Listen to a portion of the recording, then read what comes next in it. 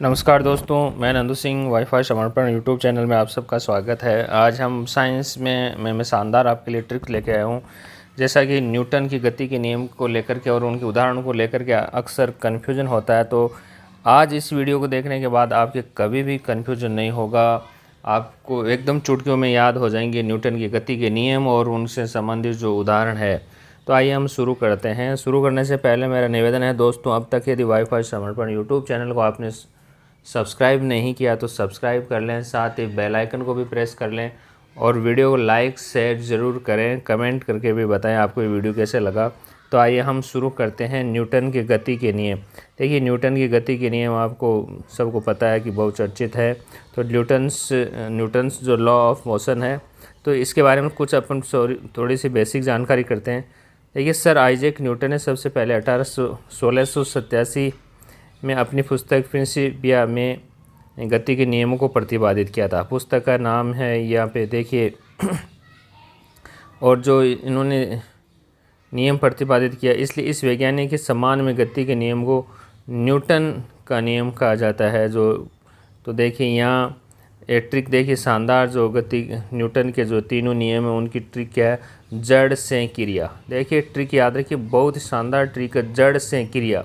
देखिए आइए इसका हम थोड़ी यहाँ विस्तृत विवरण देखते हैं। जड़ से क्रिया, देखिए जड़ से क्रिया में आप यहाँ आराम से समझने की कोशिश कीजिए कि जड़ से क्रिया, जड़ का अर्थ है जड़त्व का नियम, से का अर्थ है संवेग का नियम और क्रिया का अर्थ है क्रिया के प्रति प्रतिक्रिया का नियम।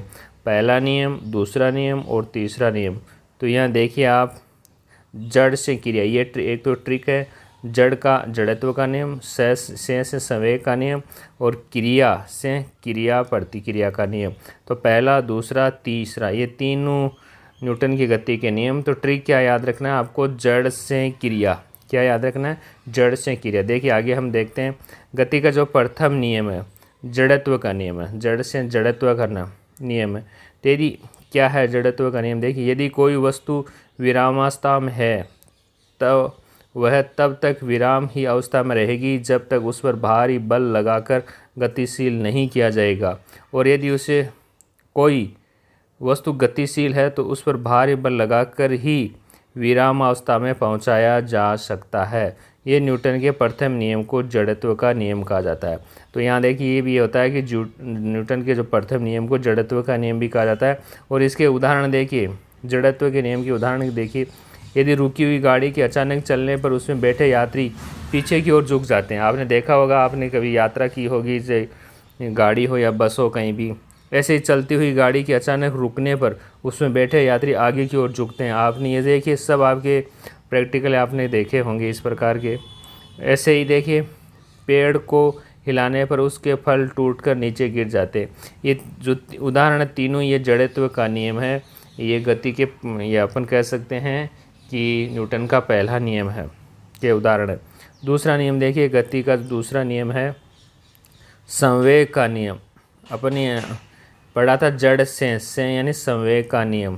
देखिए, वस्तु के संवेग में परिवर्तन की दर उस पर लगाए गए बल के अनुक्रमानुपाती होती है तथा संवेग परिवर्तन आरोपित बल की दिशा में ही होता है। तो ये उदाहरण देखिए दूसरे नियम के, संवेग के नियम। यदि क्रिकेट खिलाड़ी तेज़ी से आती हुई गेंद को कैच करते समय अपने हाथों को गेंद के वेग को कम करने के लिए पीछे की ओर खींच लेता है ताकि उसके चोट न लगे। ये आपने अक्सर देखा होगा क्रिकेट मैच में, जैसे कोई गेंद आती है तो हाथ में लेते समय वो पीछे की ओर करता है। ऐसे ही उदाहरण देखिए दूसरे नियम के, गद्दा या मिट्टी के फर्श पर गिरने से सीमेंट के फर्श की तुलना में कम चोट आती है। जो गद्दा है, रुई के वगैरह, इस पर हम गिरते हैं तो जो सीमेंट के फर्श की तुलना में कम चोट आती है। यही दूसरे नियम के उदाहरण है। ऐसे देखिए गति का तीसरा नियम देखिए, तीसरा क्या नियम है, क्रिया प्रतिक्रिया का नियम। देखिए, rule of action and reaction. इस नियम के अनुसार क्या है, प्रत्येक क्रिया के बराबर तथा विपरीत दिशा में प्रतिक्रिया होती है। ठीक है, जब क्रिया की प्रतिक्रिया होती है, इस नियम को क्रिया प्रतिक्रिया का नियम भी कहा जाता है। उदाहरण देखिए, बंदूक से गोली छोड़ते समय पीछे की ओर झटका लगना। आपने देखा होगा, बंदूक से गोली छोड़ते समय जो कंधा है उसके पीछे की ओर झटका लगता है। ऐसे ही कुएं से पानी खींचते समय रस्सी टूट जाने पर व्यक्ति का पीछे गिर जाना, देखा होगा आपने कभी ऐसा। और रॉकेट का आगे बढ़ना, ऊंचाई के कूदने पर चोट लगना, ये सब किसके न्यूटन के तीसरे नियम के ये उदाहरण थे। तो दोस्तों, ये ऐसी शानदार ट्रिक्स प्राप्त करने के लिए आप चैनल को सब्सक्राइब करिए। तो आज की वीडियो में इतना ही, धन्यवाद।